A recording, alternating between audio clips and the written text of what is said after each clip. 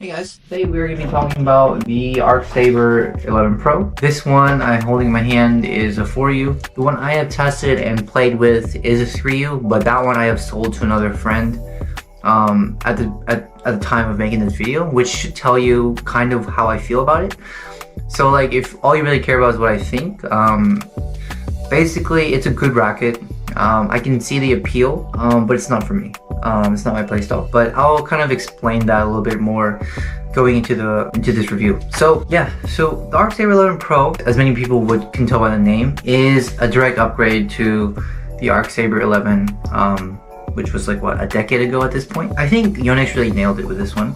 It really is a solid upgrade, very control focused, but I don't think you're losing that much in terms of like repulsion and a crisp string bed feel, if that's what you're used to. I remember my experience with like the 88S Pro, and even to a certain extent the 99 really, and just like the really mushy feeling that those rackets had, particularly the 88S Pro, because of that, I believe it was the 68 hole pattern. I'm really glad that hasn't caught on. I like the 76 hole pattern.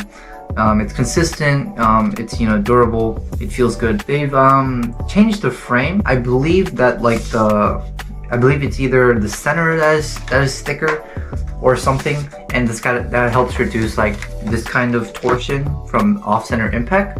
They also have, you know, this pocketing booster, which I don't know is how it's different from the power booster or the power assist bumper they're calling on the 99 Pro. It literally looks like the same thing, just different color. And speaking of colors, this looks phenomenal. Yes, like it looks horrible on camera, I know, but when you hold it in your hand, it looks so nice, super sleek. Pretty much every reviewer and every review I've seen about this has said that, but it like cannot be understated. Like, this is probably one of the prettiest rackets Yonex has made, at least in the time I've seriously started playing badminton and been aware of rackets. Like, I love my 100cc, the Kurenai colorway, but this takes the cake for sure. So let's talk about some good parts of it, right? So number one is control, and I'm gonna like splice in some footage I have of me like training with it and playing with it. So I'm thinking of a time where I did like a drill, and I'm pretty sure I'll find the footage to put it here. I'm thinking of a drill where it was like doing a hairpin or like a spinning net, where it's commonly called in other places. And then like my coach would lift it to either corner and I would smash. And I was trying it out that day, the Arcsaber 11 Pro and 3U, Expo 27, and he was just saying like, your hairpins are like insane today. Like, I can't lift them. A lot of them were getting in the net because like the spins were so like good, and it really is like a super easy racket to control with. I don't know what exactly it is that's like doing the most. Like what I mean by that is like, is it the shaft stiffness? Is it like, you know, the flex of the actual frame? Is it like these, you know, the T-anchor, these tetrapods that are holding the racket in? But like, something about the way this racket is made like gives you just like so much confidence when it comes to control. Like, my spinning nets were super easy. I was getting like a level of grip and spin on Expo string that I didn't know was like possible. Like, it's crazy. Like, my smashes were for the most part like down the line. Like, it just felt really easy to just like kind of command where I wanted my racket or wanted the shot to go. In terms of power, I think this is the reason why I didn't switch over, mostly because of the power. So this is an even balanced racket, but Yonex's even balanced rackets for the most part these days are basically almost head heavy. And with that being said, still I found like my timing on my swing was like completely different compared to my 100cc. I felt like I needed to swing earlier, and I had to put a little bit more power into all of my shots, which felt weird. Like in the beginning when I was doing drops, like my shots were going into the net because I was used to a smaller wrist action on my 100cc that would get it over the net compared to this. My clears required a little bit more power, a little bit more arm. I couldn't just use my forearm rotation for it, and my smashes definitely, I felt like I was using a lot more like of my body rotation, and I didn't like that. And also, drives were just not my cup of tea with this racket. With that being said, like, this definitely like is usable. Like, I wouldn't say my smashes were not like, they weren't weak, but there's I think two reasons for that. For one, I think actually I'm a bigger person, so I have like a strong hand, and two, because the shots were so accurate, like the line placement was so good that even if the smash was, you know, a little bit slower, the placement just made it like deadly. The speed, this is a smooth swinging racket. I think most high-end rackets are smooth, or they're fast, but something about this is smooth. Like if you've held a 700 or like an 800, you know those are fast. But like, I don't think the swings on those are stable, if that makes sense. Like for example, it's not like a smooth acceleration, if that makes sense. It's like for me at least, it was like so light that like I felt like my hand was like pulling the racket, and then when I like got calibrated to the racket, then we were moving in unison. I don't know if that makes sense, but for the Arcsaber 11 Pro, it felt like every swing was like just fast enough. Like it felt like me and my hand and the racket were moving at the same speed. I don't know if this makes sense, but like, yeah, this is just such a refined swing. Like it's just so nice to swing this racket. I really enjoyed it. Like I think it's a good racket if you're looking for like something that's easy to play with. I think this is an easy racket to play with. It's got, you know, a normal sized head compared to the 100cc, you know, so that comes with a larger sweet spot, right? It's, you know, even balanced with a little bit of head weight, so like that's gonna help the majority of players that want, you know, ease of use with a little bit of power.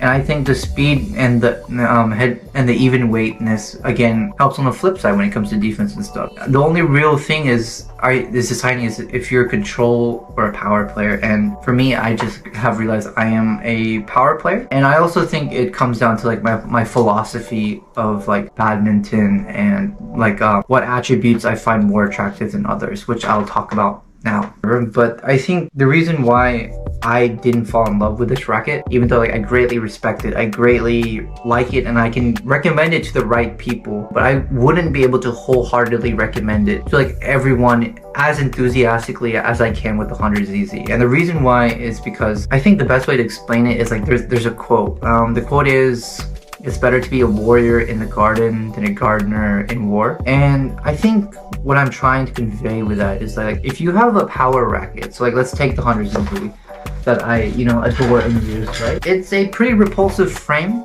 You know, it is the high-end Yonex racket. It's the current flagship of Yonex's product lineup. So like it's got good, you know, control as well. It's got a compact head, so a little bit of a more solid feel. But overall, like most people would agree that this is like, I've seen it described as a machine gun. So like it doesn't have the heaviest smash out of the Astrox lineup, but it's very easily accessible, and you can do a lot of them like follow up, like relentless smashes. But most people would agree that this is a power / repulsion racket, right? But it's not that hard to make this a control racket if you wanted to, right? Let's say, like for right now, I've moved up to Exploit 28. That is what I currently use string-wise. If I wanted to just up the control, I could make my string a pound or 2 or 3 pounds tighter, and you know, that's gonna increase my control a lot, right? Of course, that has a downside of changing power as well. And you can easily adjust that by just like changing the string entirely. For example, if I didn't want as much repulsion, I'm already using a repulsive frame, and I'm already using Exploit, which is like repulsion. I could change this to like Aerobite boost, right? Or Aerobite. And because it's a hybrid, you've got great power and you have great spin because of like the coating. My problem is durability, which is fine. I can afford the string, at least in my book. I don't know if it's control. Anyways, the point is like, I think it's easier to add control and spin to a power frame than it is for someone to add power to a control frame. Because it's like, this has, you know, T-pods or tetrapods, this has this pocket booster.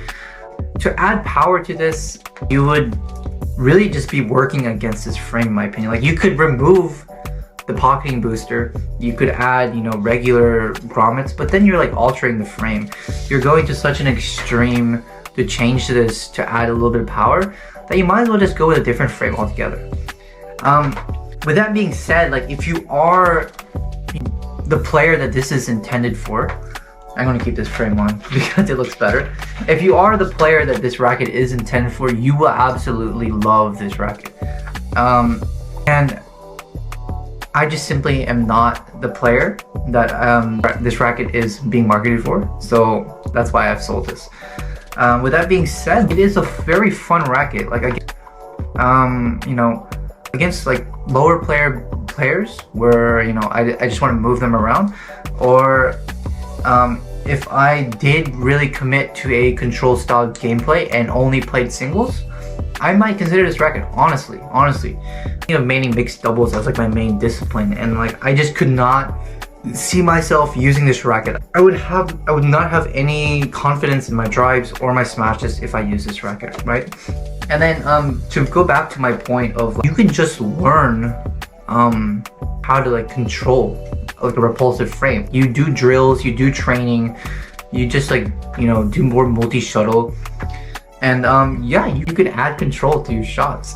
Like, but on the other side, you can't like learn power on a control frame. Like, yeah, you can smash harder, but like, there's a physical limit to that. You can't just keep throwing more body weight. You can only throw 100% of your body weight into a shot, right? Yeah, I don't know. I don't know if that makes sense. I don't know if that justification is weird for other people. I feel like this is a slightly hot take, which is why I'm like stammering and like trying to think of like, you know, what other people might think. But yeah, to summarize, basically, I think that it's easier to add control to a power racket than it is to add power to a control racket, and that therefore I can't recommend the Yonex Arcsaber 11 Pro to everyone as wholeheartedly, as enthusiastically as I've had done in the past with like 100cc. 11 Pro is a great racket. I know that's gonna sound weird coming from that really long spiel I had about why I can't recommend it to people, but like in all honesty, is a great racket. And I like what they did. Like, I like how they took the Arcsaber 11 and, you know, they envisioned it and modernized it for today's game. Like, players these days are so powerful, and I think that's where Yonex is going. I think players these days are so powerful. Sports science in badminton is getting better. Basically, everyone has a dedicated weight training program. So I think power is basically a given in today's game, and I think market is like saturated with power rackets as well. So I think the control racket here is not going to be for everyone, but I think it's catering towards a larger minority. I know this is contradictory, but I think there's a growing minority of players that are looking for control rackets, and I think the Arcsaber 11 Pro is an excellent choice. It's worthy of the Arcsaber name, of the 11 moniker, sorry. They could have named this like a Duora Z-Strike 2 or something, but they chose to say, no, this is like the direct upgrade of the Arcsaber 11 that's been loved and used for so long. Anyways, it's a great racket for the right person, and I can't tell you if you're the right person for this or not. You're gonna have to ask yourself and then basically test it out, because for me, like, the feel of the shuttle on this string bed was like very interesting. My coach used it and he thought like he broke the string on the first time. He did not like it, and that makes sense. Everyone in Korea plays doubles, so everyone just wants propulsion. But yeah, it's super fun to play with for sure. You know, you feel like a boss when like your shots go where they want and they're just like on the line, or just like super accurate, or your spins are super tight. But for me, where I want to win and I want to play to my style, which is power for the most part, and I can learn accuracy along the way with like lessons and coaching, the amount of practice I do, this just isn't it for me. I hope you guys got something out of this besides it's just me rambling. If there's any questions, please leave comments down below. I'd love to talk more to you guys about the community. Yeah, like and subscribe, stick around for more. See y'all.